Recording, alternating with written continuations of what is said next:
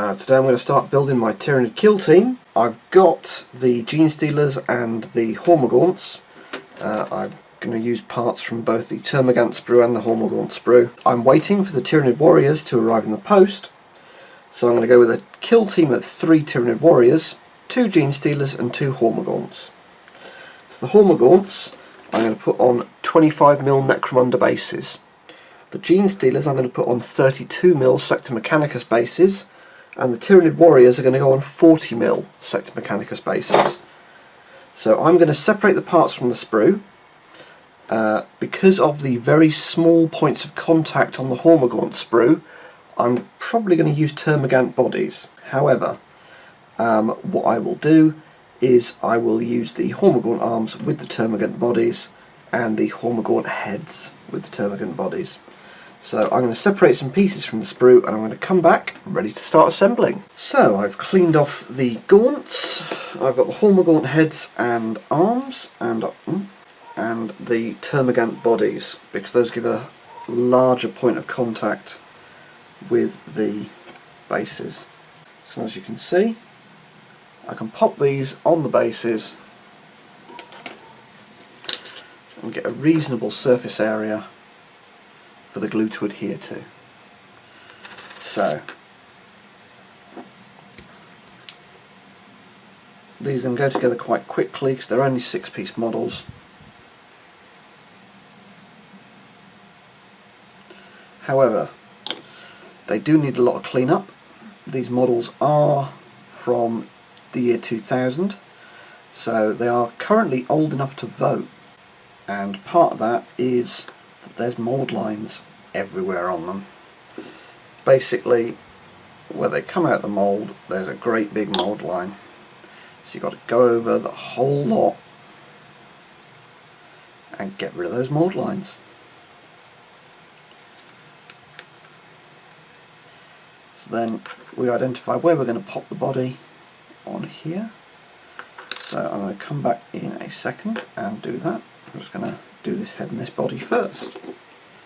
So I'm going to leave the arms till last so that I can pose them.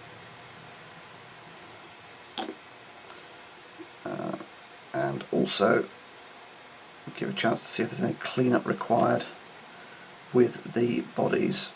So hopefully I don't need to get the liquid green stuff out, but it is a possibility. So these are still reasonably dynamic poses, and you can pose the head and the arms, which is what I'll be doing in a minute. So, and again, that sits nicely on that base. So I'm now going to get some glue.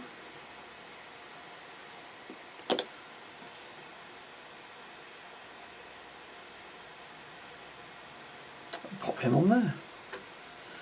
And then I'm going to get some glue.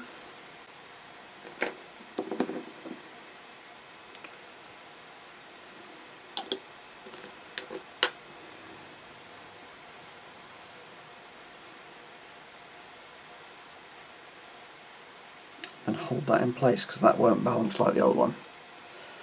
So do that for a good 30-40 seconds so that the joint starts to form. Then pop that down. And then we want to have a look at where we're going to put the arms. So here, yeah, that seems absolutely fine.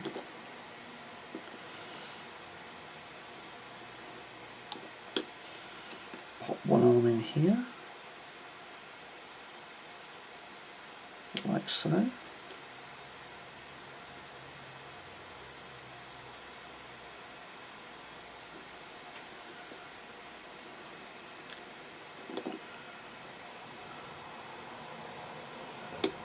Pop the other arm in here, like so. I'm a little worried about the mould line on there, but I might come back to it and work out where we're going to put the head. So if you turn the head slightly, it gives a greater impression of dynamism.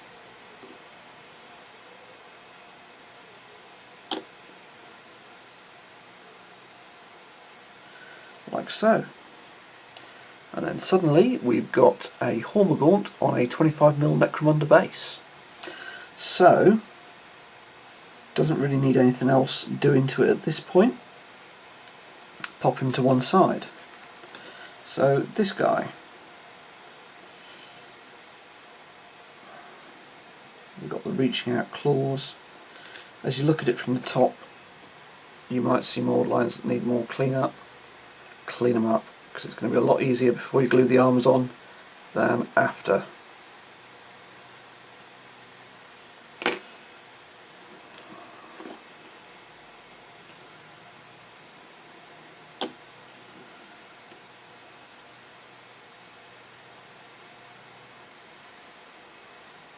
So again, hold these in the proper positions.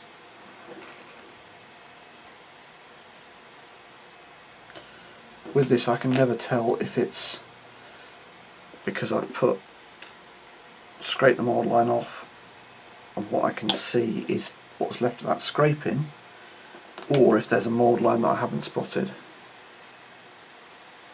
So with these models, they're so old with so many mould lines, you should always just check.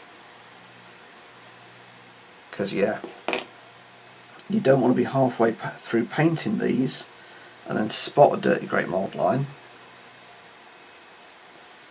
Hold that a minute.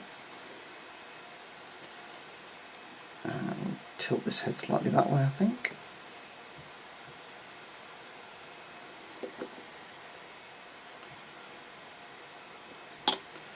But these are 4-point models in Kill Team. So for most events what you want to do is have a little roster and have some spare Hormogaunts and Hormagaunts in case you need them. So in my Kill Team I've got 2 of these, 2 Genestealers and 3 Warriors. So that's the first 2 models built. I'll be back in a second to build the Genestealers. So I've got the Genestealers cleaned up, and again they do need a lot of cleanup. This is a sprue from 2004, but if anything it needs more cleanup than the Hormagaunt and Hormagaunt sprue from 2000. I think particularly because it's getting old, because Genestealers are incredibly popular in 40k, which means the mould's seen a lot of use. So I'm going to start by assembling the body by putting the legs together. I would love to see a new Genestealer sprue. So let's have a look. So I'm going to glue this guy on here. Let's try flattening this out a little bit.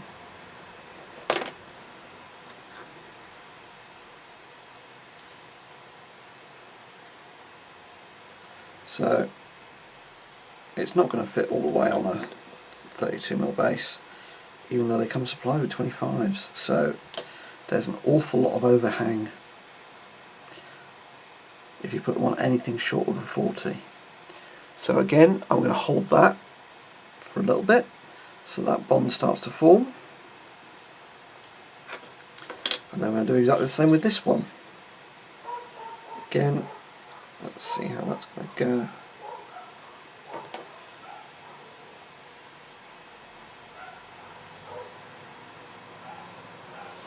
Make sure the point of contact is smooth.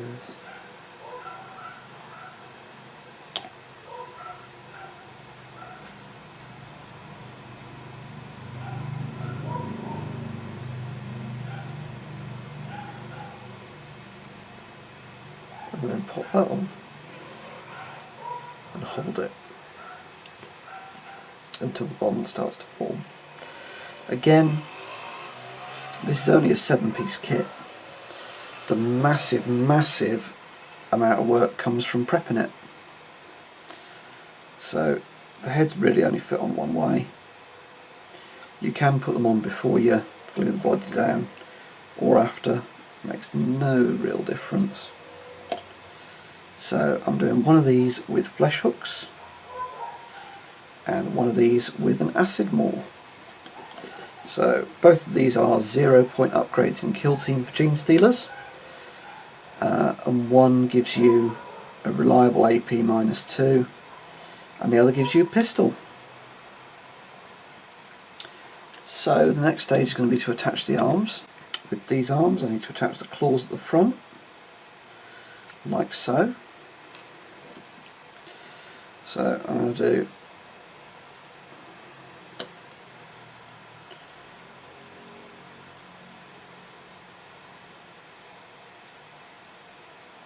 claws and then arms.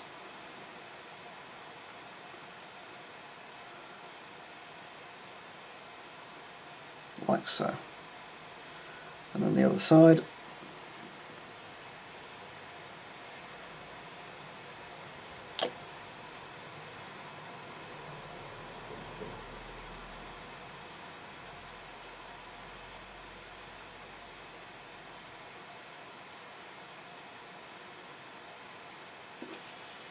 Claws and arms. So then you've got a finished Genestealer. So I'm going to pop this guy down here, and then I'm going to finish the other one.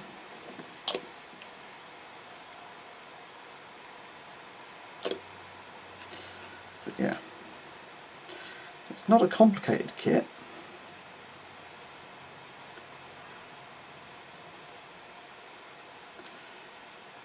But I can see why,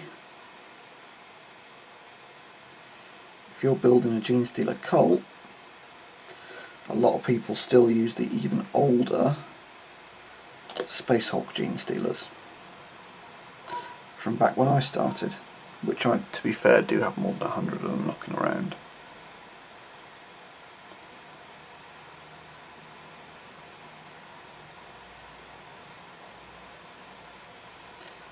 So, we have a look. We've got Genestealers on 32 mils, we've got Hormogaunts on 25 mils. So this is 30 points for Kill Team, leaving 70 to be Tyranid Warriors. So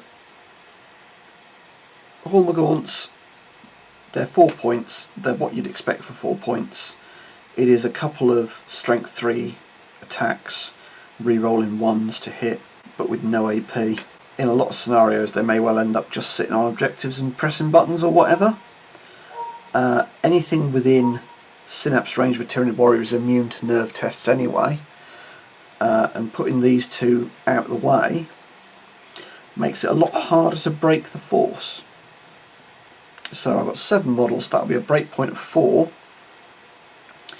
If these are out of line of sight most of the time, then it'll be killing both Genestealers and 2 Tyranid Warriors in order to start breaking the force, and even then, for things to start failing nerve tests, they've got to be out of synapse range. And the Tyranid Warriors are synapse creatures and thus can't be out of synapse range. So, looking at them, not a huge amount of work. The thing that took the most time was cleaning them up, because these are old moulds. The Tyranid Warriors will be the new Tyranid Warriors, which will be much easier, though they will have more pieces. So, this is part 1 of building my Tyranid Kill Team. If you've liked this video, hit like or subscribe. If you want to chat, leave a comment below, but otherwise, good gaming!